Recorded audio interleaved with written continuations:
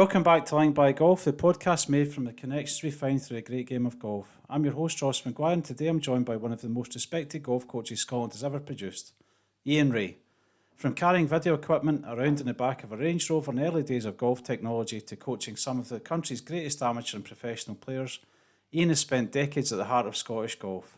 It's a brilliant conversation about coaching, player development, elite performance and the evolution of Scottish golf over the last 50 years. Let's go over to Ian. Ian Rae, thanks for joining. Great to have you with us.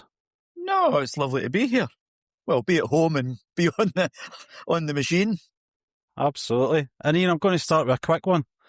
Yeah. Technology's changed a lot in golf, and you used to like your Porsches, but you had to get rid of the Porsche at times to get a Range Rover so you could get all the equipment in the back. How do you feel about that these days when you can do everything on a phone? It's amazing when I think what I bought in probably about 94.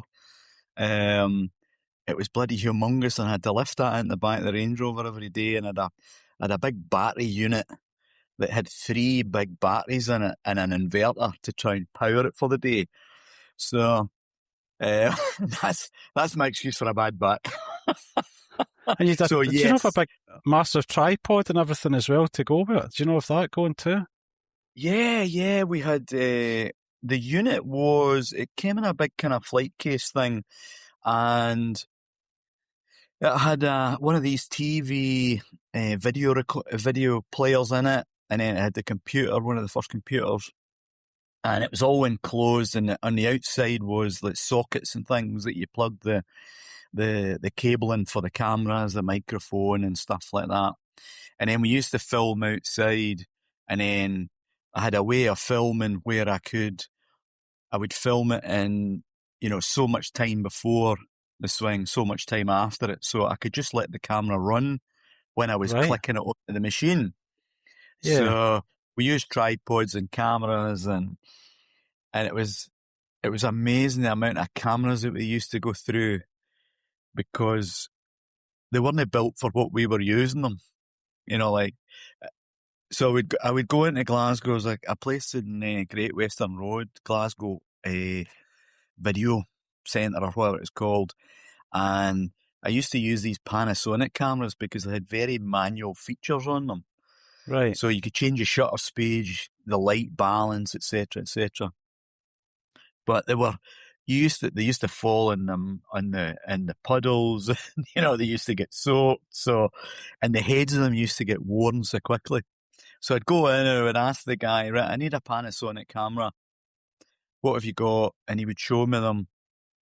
And I would go through, I would check them all to see what all the features that I needed. And they had millions of features that I never used.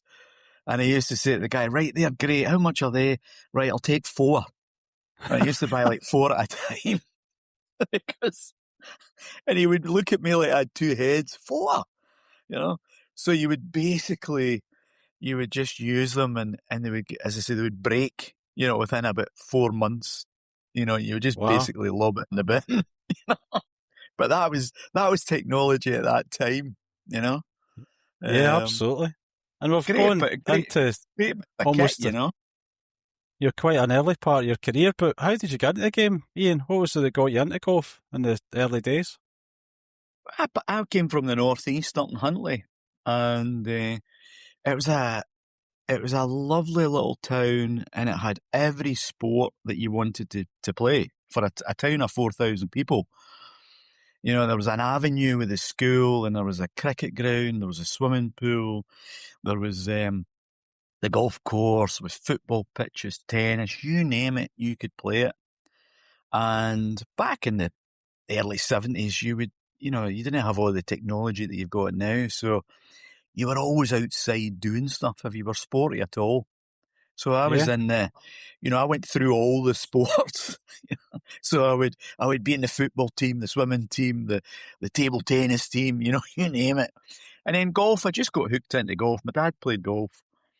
And by the time I was 12, I probably started at 11. Right. And then when I get into something, I get totally into it. So that was me. I was absolutely hooked. So I used to sneak over at lunchtime in the winter time, because it was just across the road, and sometimes I would forget to go back to school, depending on what my periods were in the afternoon. So Brilliant. sometimes I would forget, and then after a few weeks I'd get in a wee bit of trouble, so I'd calm down a wee bit and then go again. Oh, that's So brilliant. that's how I got into golf. It was awesome up there. In fact, I was up there a couple of weeks ago. They gave me an honorary membership there, Oh, and I that's haven't really been a nice. member there for 50 years, so I was absolutely delighted. And it was Wow. great. I used to go up and see my parents, and my brother and his wife still live there, so it was good to, I hadn't been up for maybe about a year or two, so it was good to go up and see some of the old faces and go to the golf club, and it's a phenomenal place, And what was it that took you into being a pro then? So you must have obviously progressed your game. What was that like in your teenage years, and what was the journey like Yeah, for you? it was, I suppose, different to what it is now with the internet. So we used to get a magazine called The Golf Illustrated every week, Uh-huh. and that was the kind of, everybody put the jobs in that. So I decided that I liked golf that much. I thought, yeah, I really want to become a pro and start off as an assistant. So I looked at that with my dad, and a job came up in Leeds, and I'd never even been outside Scotland at this point. And my dad says, "Why don't you apply for that?" And I thought, oh my God, he's desperate to get rid of me. So I did apply. I didn't get the job, but a job came up at Lanark, Right. and I went down there, had an interview and stuff, and I got the job. So I started there in May '76. So pretty much 50 years to, in fact, 50 years yesterday. It was the 21st of May, if memory Wow. serves me right. So 50 years yesterday I started at Lanark. There you So, go. and I really enjoyed it. I had a great job working for a guy called Ron Wallace, who I'm still friendly with now. He's still on the go. And he was tremendous. And, he kind of, he taught me a lot. And as I say, once I get into something, so I become kind of quite obsessive, about golf. And all I wanted to do was be a good player and play tournament golf. And I tried for 3 or 4 years. And once I'd spent my money, other people's money, it became apparent that maybe I'm not going to make a living at this. But it wasn't through the one I trying. And what a great course to be an assistant at as well. Lanark's tremendous, isn't it? Brilliant golf course. Oh, how good is it? It's a great Heathland course. I would say it would be the best in Lanarkshire. It's short now. It's about 6'4", 6'5", somewhere about there. But back, 50 years ago, that was quite long. Yeah. With the old kit. In fact, even if Yeah. you get on the 15th hole now at Lanark, if you're into a wee bit of breeze, it's a feisty old golf hole. Yeah. So, tremendous. Had a great experience. And they always had the Stayed in open, Lanark or for a bit. certainly, I was going to Carry say on. in my teenage years, and maybe a wee bit beyond that, they always had open qualifying there. And I remember playing, like, you always wanted the team game to be the week of the open qualifying on the Wednesday. I think it was just normally a Monday for regional qualifying. You go up and the greens would be absolutely lightning. It was unbelievable playing there. Oh, I know, they were always fast. You got on that first green, it's sloping quite a bit back to front. Yeah. If you got up above the hole, you were like, oh my God, this is going to be a problem. And So, then, no, it was great. It was a great upbringing. how did you then transition from Lanark over to, was it Hollandbush was your next course that you worked at as a professional? Was that the next one? Actually, no, I actually did just over a year at Shotts. Right. Yeah, so what happened was I was still playing kind of full time, and there was a load of stuff that you could play in Scotland and things, but I hadn't decided where I was going. I'd been at Right. tour school, and I missed the tour school by a shot, and I came back, and I'd been away for 6 or 7 months traveling around Europe playing, and I was now in kind of, I don't know what I'm going to do, but I was still practicing hard, training hard, and still unsure. And Shotts had got they were needing a pro. So Ron, who I worked for, he was going to help them just stock the shop and stuff Right. for a wee while. And he said to me, why don't you go over there on a Saturday and a Sunday and do that for me? And I said, yeah, I can do that. But before we even got to that, I was over doing stuff. And I met with a couple of the members and they said, well, why don't you just take over the job? So I went over there I was going to be doing some part-time stuff. And I came home and I thought, I think I've just got myself a job. So I did just over a year there, which was another life experience. And then I moved from there to Holland-Bush in 85. I'm going to say probably February 85. Yeah. From memory, I think it was. And I stayed there until the end of 99. Wow. And you'd have been young as a professional then doing that? Taking over at Shorts and then taking over at Holland-Bush? That'd be quite young compared to a lot of the guys. I would have probably been like maybe 24 when I was at Shorts. Yeah. And then 25. I just not long-term 25 when I was at Holland-Bush. Wow. And then Holland-Bush, what a great golf course that is for the community there, and thankfully been rescued recently. So what's your memories of Holland-Bush and some of the great amateurs they had coming out of there as well at that time? With a really good team, didn't they? Well, you would probably remember there was a lot of good team players there. It was all, I don't know what it is now, as in how the team thing goes. Yeah. But the team thing there was great. I mean, I used to go on a Wednesday night, if they were playing at Hamilton or East Kilbride, I would regularly go to the games, and because they were great atmosphere, great matches, 10-man teams. And I think we would have probably won that at some point. I think I'm going to say maybe Hamilton and East Kilbride were the two top teams, maybe, at that point. Maybe Drumpy would have been good as well. But Holland-Bush is a right good team at that point. A lot of good juniors coming up and through. And it's I still see some of the guys who, I haven't seen for years, and then all of a sudden I get a call and I'm catching up with somebody that played as a junior at Holland-Bush. That's brilliant. It's good. It was a good place. They were pretty keen for juniors. We did a lot of junior coaching through the schools and stuff. And with a lot of good players there, it was good. Yeah, and then was that when you really transitioned fully into coaching as well, from playing more in the past and really getting into the coaching full time? Yeah, I was still playing a lot, and I was, the Tartan Tour was pretty big at that point.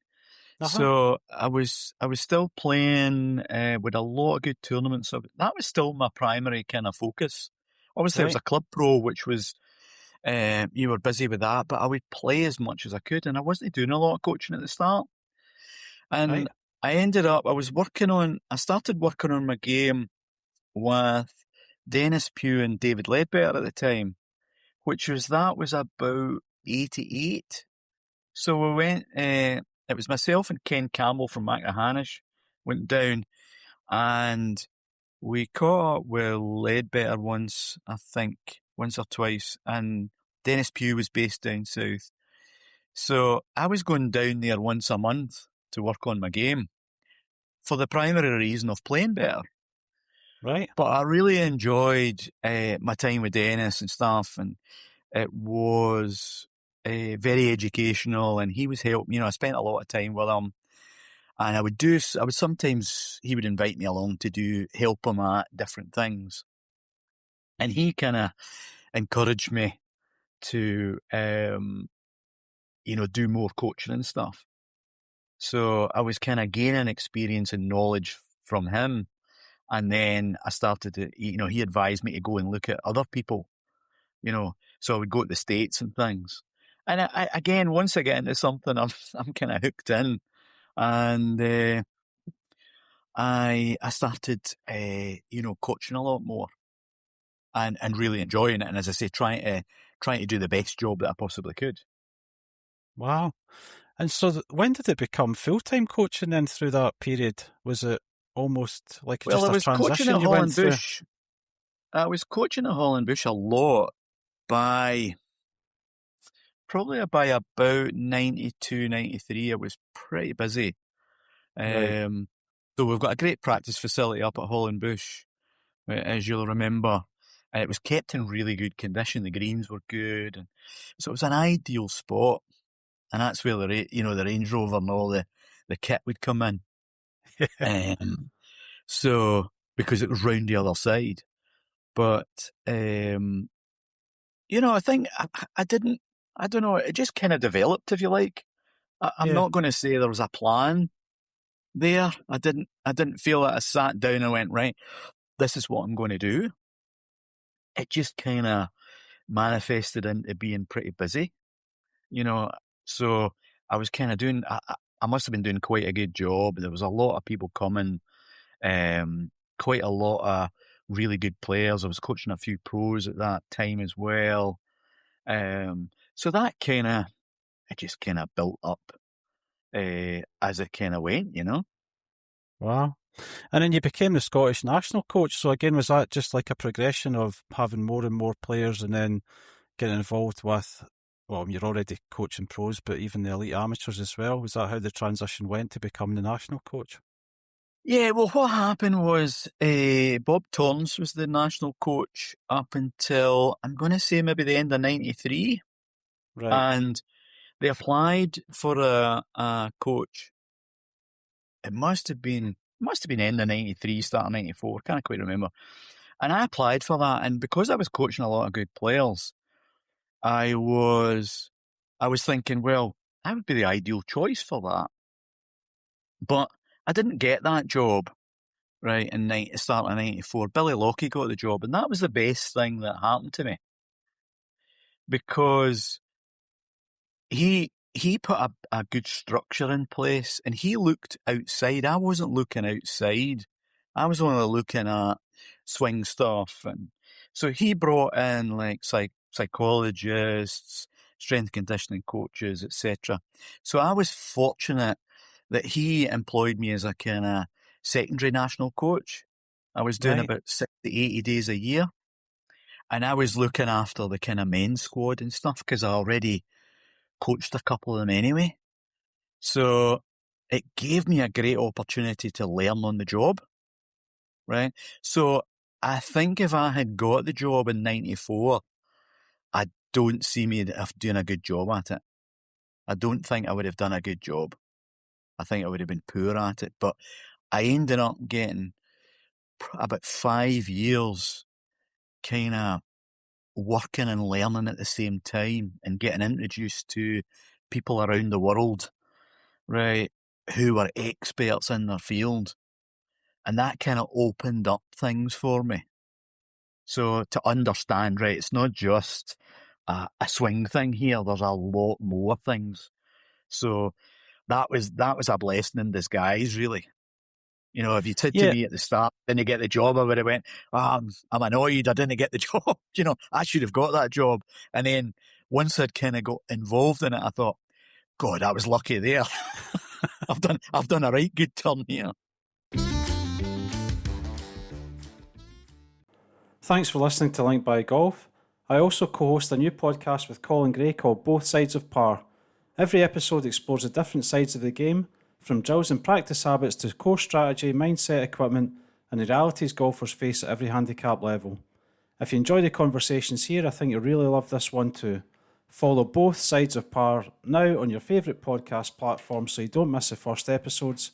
Just search for Both Sides of Par or go to bothpar.com. Now let's get back to the pod. And I remember, Ian, one of the lessons that I went for with, I think it was Lanarkshire coaching, it must have been the youth team or maybe just gents team, I can't remember. But we went up to Drummoyne and you were leading that. And I remember we hit hardly any balls. We actually sat in a room for quite a good bit, talked through psychology stuff. Then you took us out in the course. I think we warmed up or something. We maybe hit a few balls just to get warmed up. Then you took us out. Is that a 3-hole course at Drummoyg or 6 holes or something like that? Yeah, it was. It's changed now. I'm going to say it was it 5 or 6 holes or something? Right. Round But I remember you the took us range out. and round the back. Yeah, you took us out and you didn't talk about technique at all. You focused on what was our targets, how were we assessing the hole for shots into the greens, and you were just laughing at us. I mean, you'd be asking us all questions, and we're coming up with the stupid answers like, how far is it to the pin? And of course, somebody's like, oh, it's this far. And you're like, yeah, that is that far. Have you thought about anything else? No, really. And But then that's you're part like, of well, learning, isn't it? yeah, look, you're just saying, well, look at the bunkers. Where are they? And we're like, at the front. Okay. What are you going to do about the pin? Where's the place to miss? And honestly, it was brilliant. It was so different to, I guess, what most people would have had as a coaching session at that time. So that was really good having that different perspective. And it sounds like that was something that you grew with as well, and you got those perspectives coming in as you went along. Again, you learn when I started off, when I was at Holland Bush, coaching a lot, I was physically hands-on coaching and, working on players' games, nothing to do with the performance side of it. And that's what I mean about me getting in and an opportunity to learn that part of it, right? Yeah. So when all the counties would come up to Drummoyg at that time, that was probably 2000 to 2002 maybe, right? Yep. Then if you personally have a coach, well, brilliant, you keep going with that, right? And then, but we'll add on all the things that maybe the coaches don't have time for. So if you book an hour session with a coach, how much time have you really got to try and cover off everything? Very little. So your thing on that session might be, right, my game, I'm not hitting it very well, I need to get that. And that's taking an hour. So the coach doesn't have enough time to Yeah. look at the performance side. So when we were setting up those days, we were like, right, it's about performance as opposed to, just swing stuff. Yeah, no, it So was there's a time and brilliant. a place for everything, isn't there? Not that I retained all of it, of course, especially in the round straight Me after. neither. But then you touched on it there, Ian. You're talking about all these elite players, and you've obviously got the pros that you're coaching as well. But what was it like being with that Scotland environment for so many years? I mean, I'm looking through my notes here, and you've got 6 European team victories with the squad. So, what are some of the memories that stand out from those? Yeah, well, my first European team was 95. We won over in Belgium. Right. And what a team we had. Because we had Sherry, Gallagher, Rankin, Howard, Hugh McKibben and Alan Reid. Wow. So we had an awesome team. We won the stroke play. So you play 2 round stroke play, 5 scores count out of 6. I think we won the stroke play by 15 or 17 shots or something. Wow. Like, we were discarding 69s, 3 unders. And then we went into the match play and we played against Wales so 1 plays 8. Yep. So Wales were 8, we were 1. And they nearly beat us. Like, I'd resigned to the fact that we were beat. Wow. Right? So they were 30 odd shots behind us. And Gallagher and Sherry, I think, were both 1 down with 2 to play. And they won the last 2 holes each. And that was for us to get through. Wow.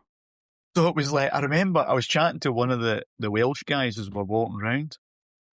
And I remember saying around about 17, I said, well, this is done.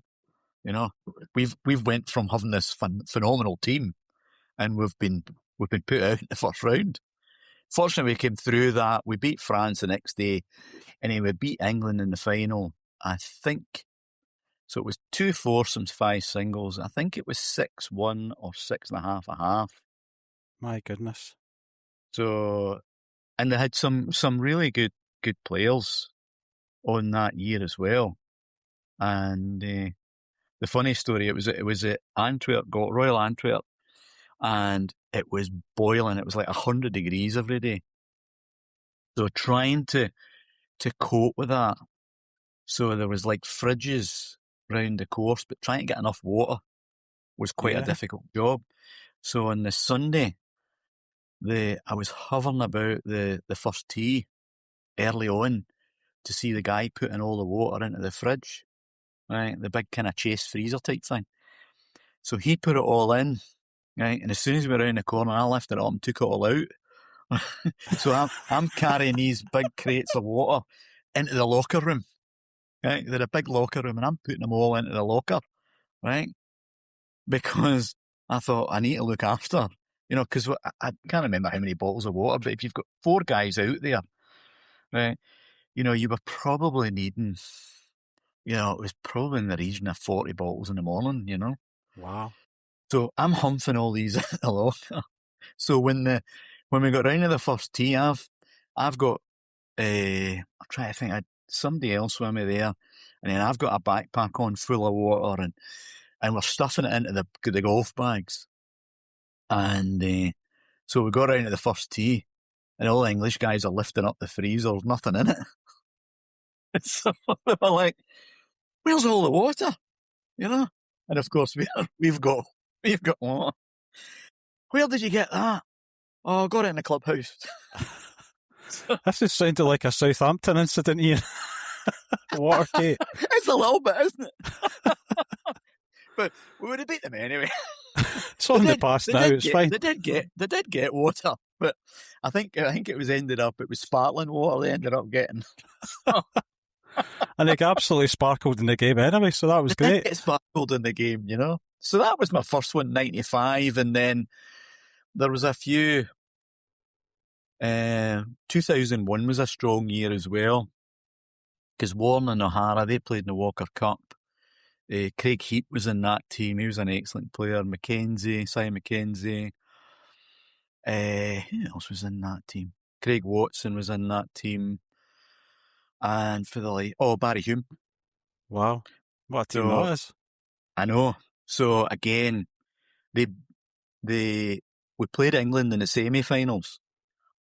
And they've got I think Luke Donald, Nick Doherty, Wilson Home, I can't remember who else.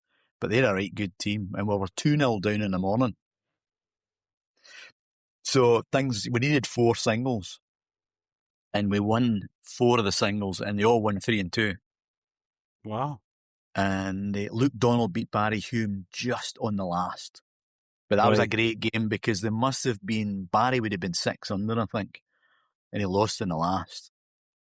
And then we played Ireland on the last day in the final. But again, that was like Michael Hoey, McDowell was in that team. I'm trying to remember who else. But we beat them. We comfortably beat them. We were 2-0 in the morning, and then I think they won. It would probably been a 6-1 again, I think. But a funny incident there. O'Hara played Noel Fox. So that was the first game out. Foxy was a good player. O'Hara was 8 up after 8. What? So, O'Hara played he was playing in 2000 and 2001. He was the best amateur kicking about. He played awesome. 8 up after 8. And there was a short par 3. And then you turn back. So I was across. I was kind of trying to watch from a wee bit of distance at that point, but I didn't know what had happened on the 9th, right? And then Foxy lost his tee shot on 10. So he's looking a bit for the ball, can't find it. So I'm assuming that it's either been a half, right? Because he went over to O'Hara and shook his hand, right? So I thought, oh my God, that's a 10 and 8 or a 9 and 8, right? And then Stevie after a second or two, he went, wait a minute. No, I'm only 8 up with 8 to play. I'm not 9 up, because Foxy had won that hole. And Foxy went, oh shit, yeah, so you are. So they went to the 10th tee, and O'Hara stiffed it. Or, yeah, I'd have been 11th team and Hara stiffed it to par 3. And Foxy was like, God, mate, you've made me walk all the way up here. And it's amazing you're talking about Stephen there, Ian, and I played at Colville Park, and like I've said this to people recently, and it's only when you get older you reflect on things sometimes, and it wasn't that you'd be judging yourself against Stephen, but you'd be looking at your own game and saying, where am I at? And Stephen was an amazing inspiration for our entire club. Like the handicaps shot down at our club, just with the inspiration of watching him. And you're coming away like, oh, I'm not very good at golf. And then the reflection hits you later on. You're like, actually, Stevie was probably one of the top amateurs in the world at the time. And he was absolutely phenomenal.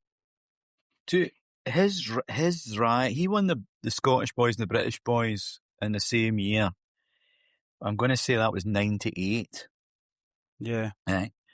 And then he played in the next year, it was all men's events. And back in those days, the order of merit points only went down to 10th. Right. Right. So he finished 11th, right? Like quite a number of weeks. Right. But he was this was his first year in full men's. And then he got to I'm going to say the semi-finals or the quarter-finals of Scottish men's, and then finished third somewhere else, and he played in the men's homes. But the mark of his kind of desire was he was really disappointed in his season. But he worked so hard. The amount of balls he hit up at Hollandbush with me, like, was unbelievable. It was just relentless. It was twice a week. And then in 2000, he just went through the roof. He played in the GB&I team. So he was out performing at Lythams, Brabazons and all these things. So he made the GB&I team against Europe. Can't remember the name of that team now. The Benalik Trophy, right? Was it the Benalik Trophy? Okay, anyway. So he played in that, and then he got picked for the Eisenhower. That's right, which was yeah. GB&I. That was the last GB&I one. And that was Luke Donald and Paul. Was it Paul Casey? I think it was maybe Luke. Was it Luke Donald and Casey? And Jamie Donaldson and Stevie. Wow. So some team. They ended up finishing second. And then the next year, 2001, when he played the Walker Cup, my God. I think he was in the last group in just about every tournament he played in going into the Sunday. He was like, the amount of tournaments he led going into the Sunday after 3 rounds was phenomenal. You know, and he won some of them, obviously, but he didn't win them all. But he would probably have been, if not the best that year, he'd have been very close to it. So to have that type of player coming out of Scotland, never mind Colville Park, was quite amazing. Yeah, and I remember when he joined, I think he was 14, he was playing off maybe 7 or something, he quickly got his handicap down. But it was the ball striking, eventually, and I can remember certain holes, like the 6 at Covels is maybe 310 or something, 305. And Stevie, in 2001-ish, was flying it on that green. Easy. He was some driver of the ball. Unbelievable. He was one of the best that I had worked with. I worked with Stevie for a lot of years, and if you asked him to hit a shot, he could tell you how he was going to hit it, and then actually produce it. He was very knowledgeable. You know, he loved the kind of knowledge of the game, and he would say, "Yeah, I'm going to do this, this, and this," and then away he went. And you could ask him that, no problem. Was absolutely phenomenal. One of the best players that I've seen, really. Wow. And unfortunately, people, you know, maybe, you know, a young lad at the moment who's maybe 18 or 20 would never have seen him or heard of him, you know, which was a shame. And I mean, you get some amazing other players. I mean, lots of other players that you've coached, like Richie Ramsay. You coached him when he won the US Amateur. And, I mean, what a victory that was. Yeah, I mean, I've worked with Richie since 99 or something. So he was in the boys' team.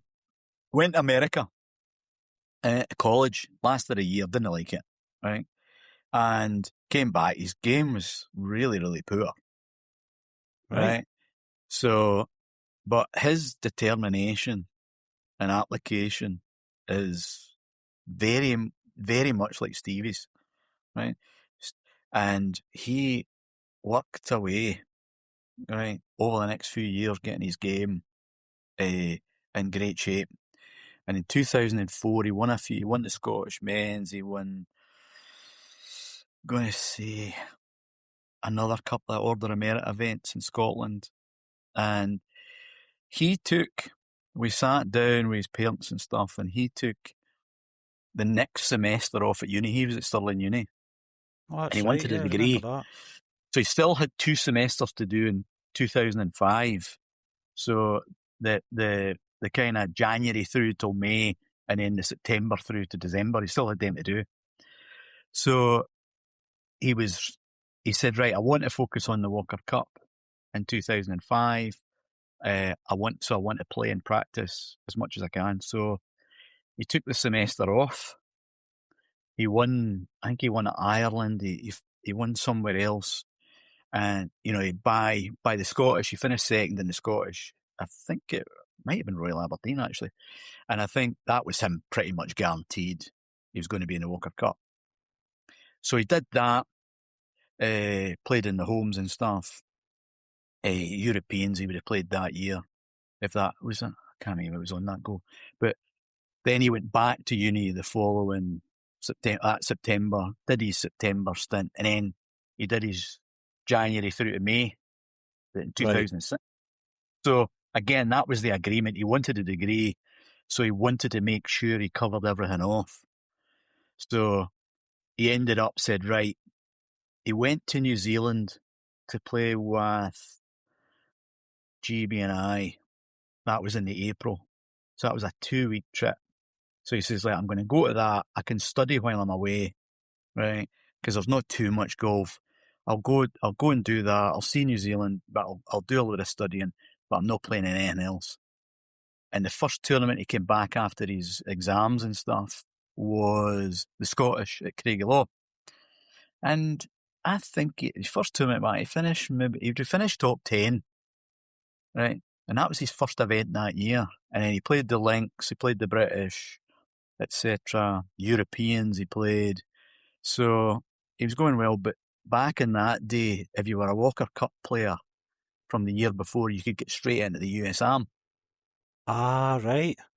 So you couldn't get in, you had to qualify otherwise. So him and Lloyd Saltman both played the year before. So they came to me and said, look, we want to go and play the US Arm and the scratch players, which was the week before. And I said, right, okay. I says, but I can't go and do that because we've got we had the European individual at the time.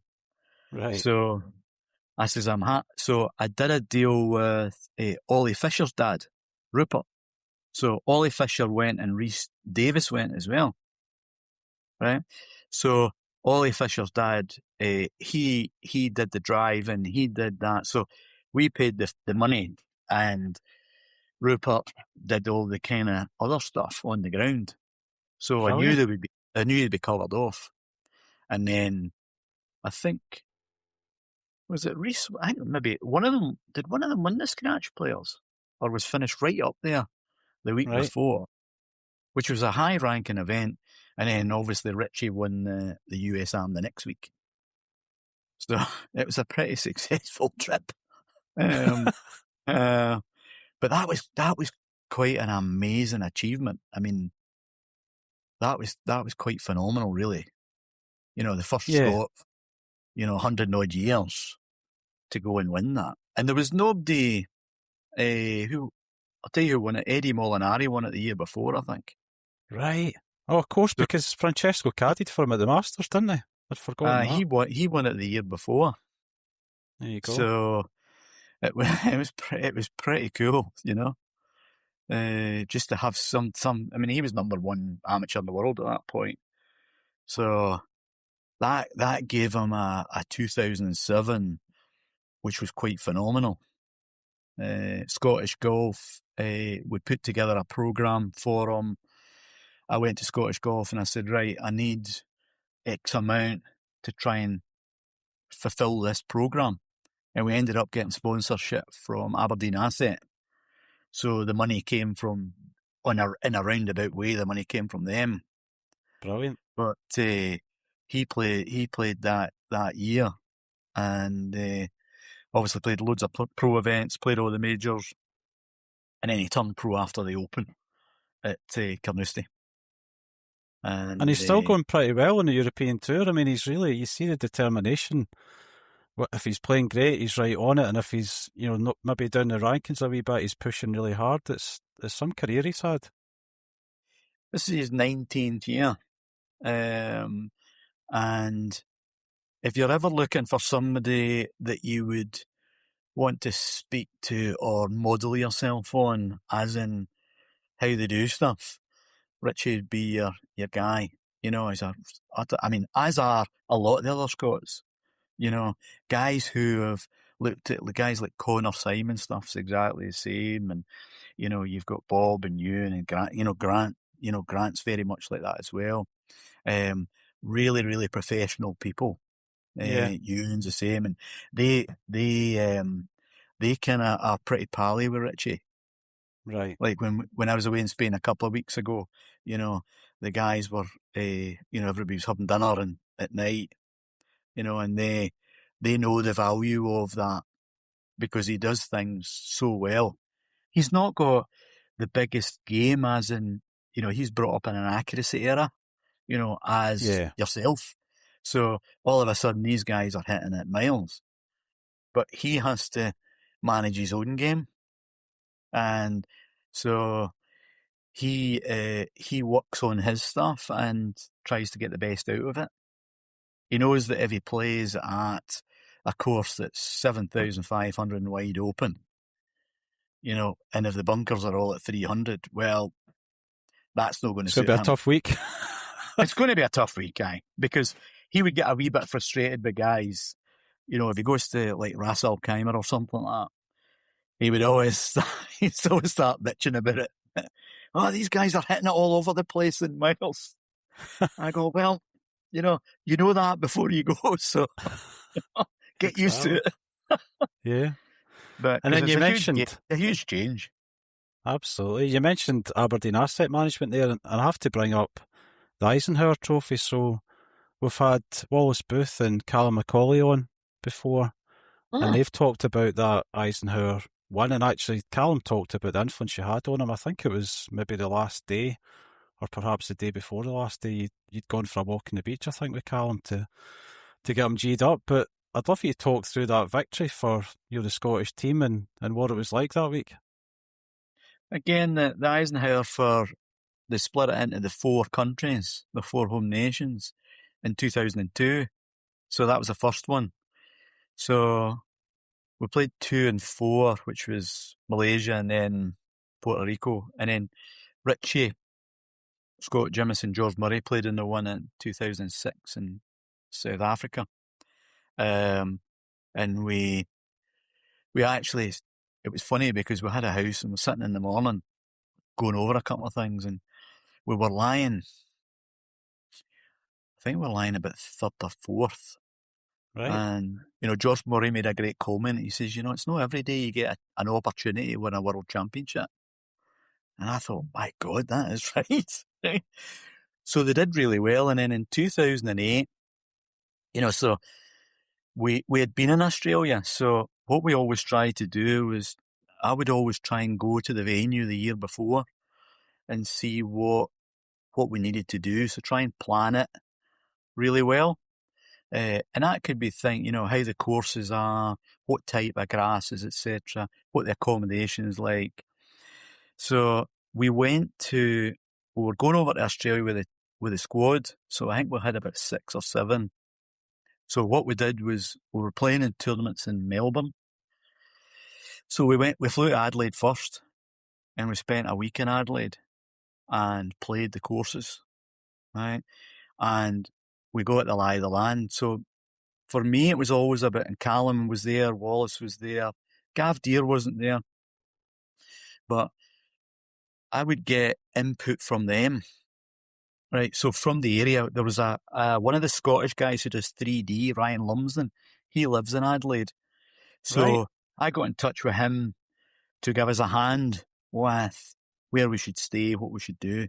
And the official hotel, the Eisenhower always want you to stay in the official hotel. But it's like in the middle of Adelaide. It's an hour away from the course. Right?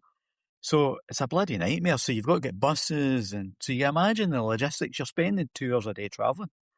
Oh, that's not good. So we went into Adelaide to see where that was and whatever. But there's a great spot called Glenelg, which is right on the beach, right up from the golf courses. So the Grange and Adelaide are just about, they were pretty much 6 or 7 minutes away. So I got them involved and said, look, I'm thinking about maybe getting a couple of apartments right on the beach there. There's loads of restaurants, right? We can hire a minibus and we can just go back and forth and do our own thing. So they were like, yeah, that's a great idea, rather than an hour a day. Right. So I'd looked at apartments. So Ryan helped me with that. So I got two apartments, so they're a room each and stuff. And so that was great. And then once we were kind of coming through things like the clothing and stuff, they got to pick what they wanted. Right. So all the logistics. So traveling to Australia is obviously 11-hour time difference. So you can't just rock up the day before. So Definitely not with that one. through Aberdeen Asset, I'd arranged things in Sydney. So we were playing New South Wales, the Australian. We did a little company day for Aberdeen Asset at New South Wales. So it gave us a game. So we flew over there. They'd organised a hotel right on the rocks, right in the harbour. So Wow. we chilled out for a couple of days. We did a bit of sightseeing. Then we practiced for the week. Right, played in these things. And then we're only, I think it was an hour and a half flight to Adelaide, maybe. Yeah. So they had involvement in that, right? So they knew exactly what was coming, right? So they were very happy with all the things. So that was for me, that was a big part of it. So when we played, they all had a great involvement in it. And when they played, first day we were okay. You know, we're lying about 10, so we were quite good. Second day, Gav played really poor. He had a really poor score. But the other two played really well.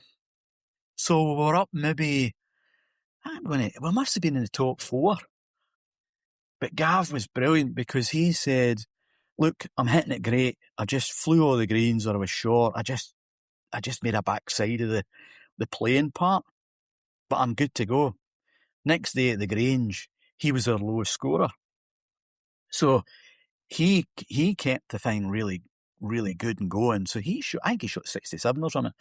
So we now had a 4-shot lead going out in the last round.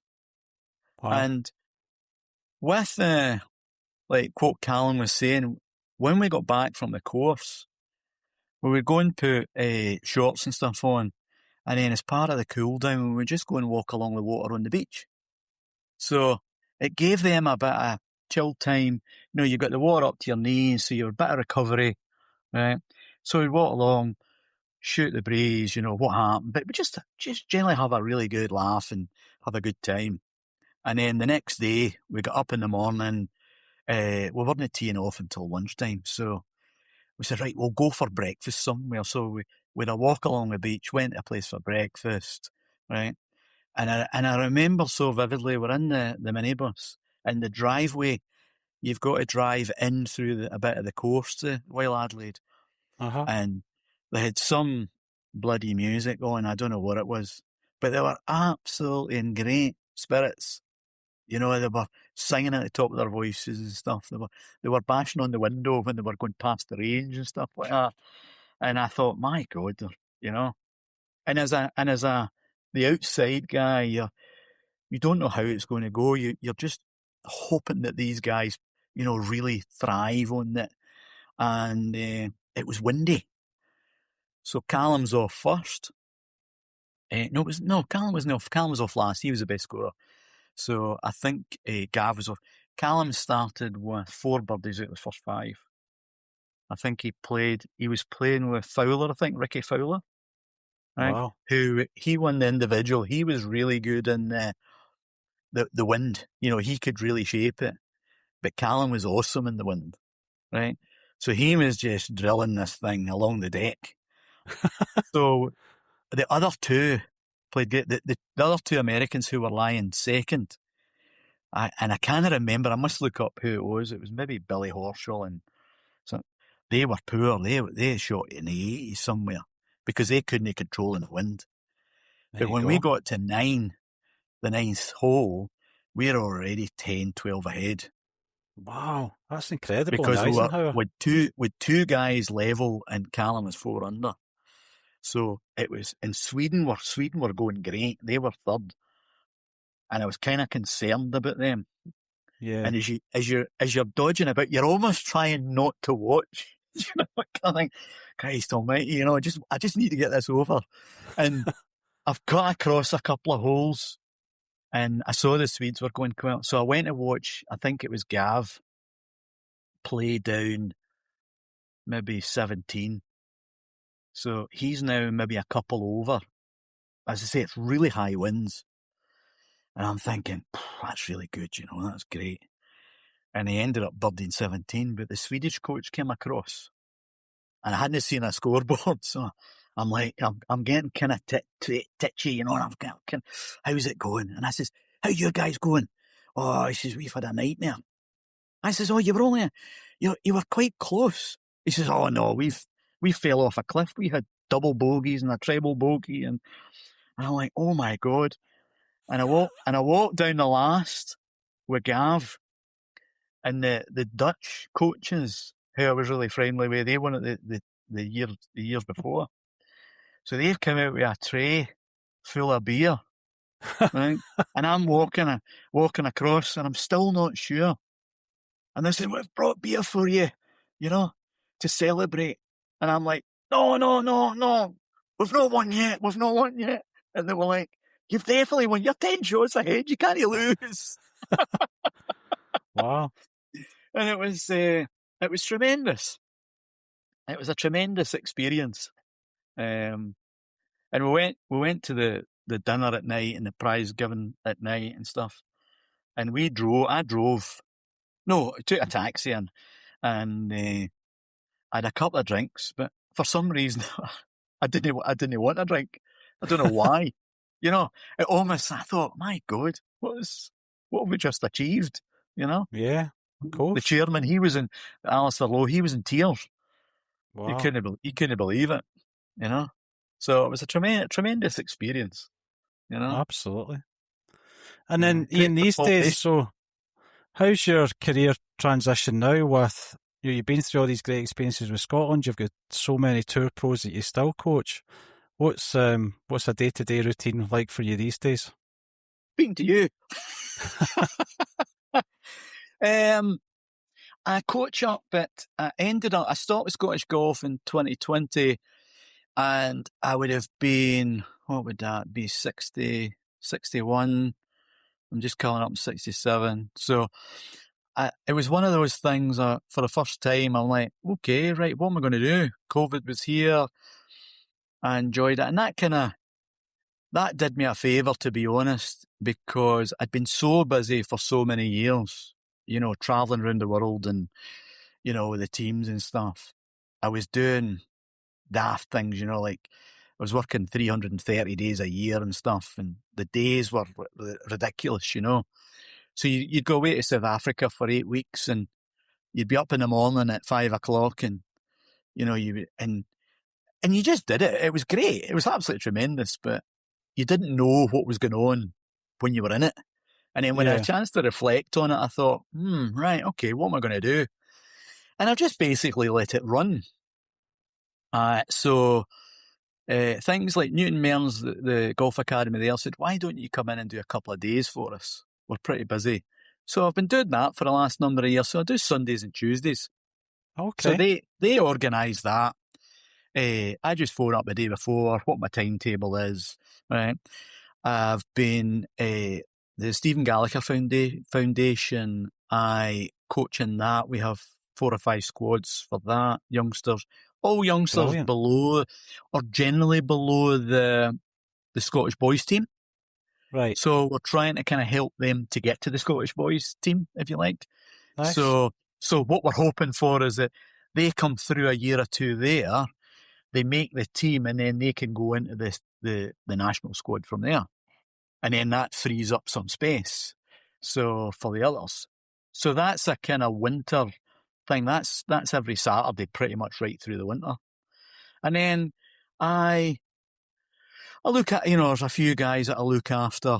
Richie's kind of one of them. As I say, that's been, Christ, what's that, 26 years or something like that. So I still work with him. I go to tournaments with him. So, and then a few other youngsters, so my diary's quite varied, which is good. So if, people will maybe get in touch and go, yeah, I hear you've got a wee bit of time, can you help me? And I'll go, yeah. So I've got a few young lads that I quite like spending a lot of time with and, trying to help them, trying to become as good as I possibly can. So yeah, it's pretty, still pretty busy. Sometimes maybe busier than I want to be at times, but no, so get a bit of time for my hobbies and stuff like that. So it's quite good, at my Brilliant. old age. Aye. And if you've got a piece of advice for I'll say any player, we shouldn't just say young players, but any player, because things can happen at any age for different people. What would be your main piece of advice for folk that are trying to improve their game effectively and get to a different level? I think your game doesn't change. I mean, your technique will be quite similar to what it was probably 20 years ago, right? So what you're trying to do is you should agree on a plan of what you're doing, right? So you're trying to get from A to B, right?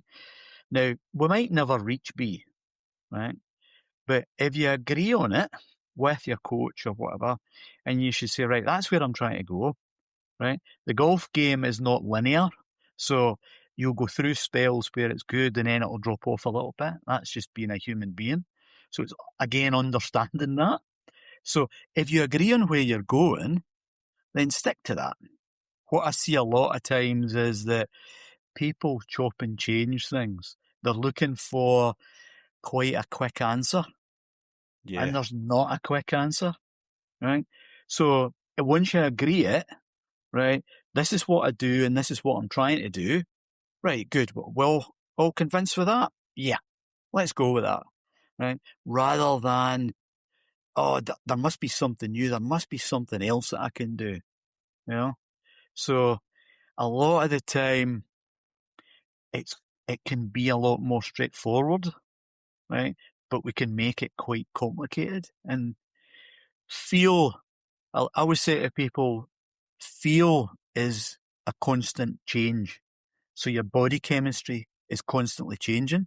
So we wake up in the morning, we feel pretty good. We pick up the club and we're going, oh, this is feeling great.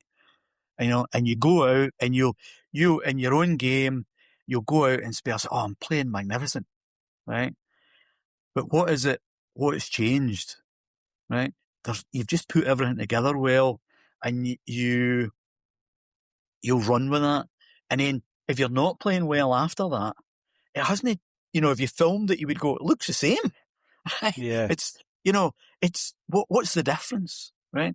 And then we start chasing a feel, right? Because it feels different. So I always say to people, use the movement to get the feel rather than the feel to get the movement.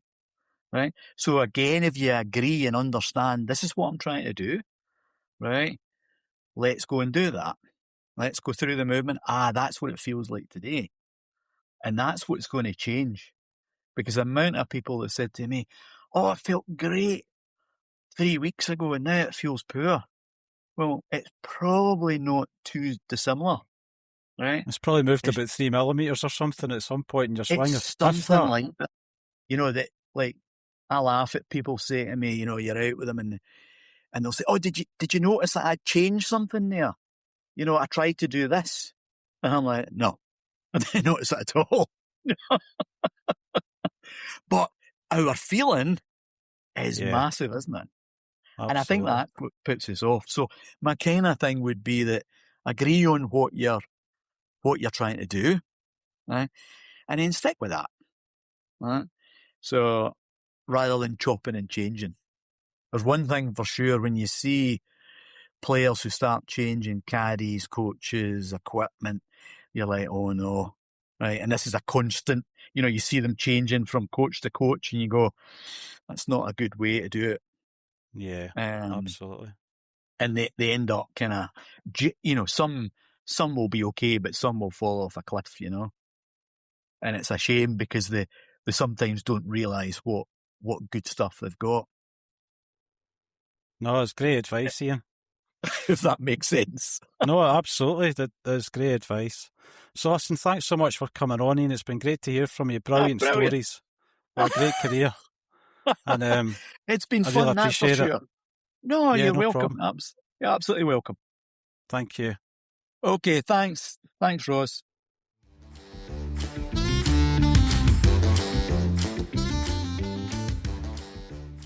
I'd like to thank Ian for his time and for sharing so many incredible stories and insights from a lifetime spent coaching at the highest level of the game. If you enjoyed this episode, make sure to subscribe and switch on automatic downloads wherever you're listening. And if you know someone who loves the game, please share this with them. You can find the show on Instagram at Link by Golf Podcast for future episodes, clips and insights. And if you have a moment to leave a review, it really does help us reach more golfers just like you. I'm Ross McGuire. Thanks for listening. Lomond Golf Tours have helped thousands of guests build bespoke golf trips to create a magical experience. Travel in style with our executive chauffeur travel, whether it's golf on a major championship venue or one of our hidden gems, 5-star accommodation or a boutique bed and breakfast, or is it whiskey tasting on a private boat? Lomond Golf Tours are here to help build the tour of a lifetime. Whether you're celebrating a special occasion or ticking it off your bucket list, embark on a trip that you'll remember forever. Visit www.lomondgolftours.com.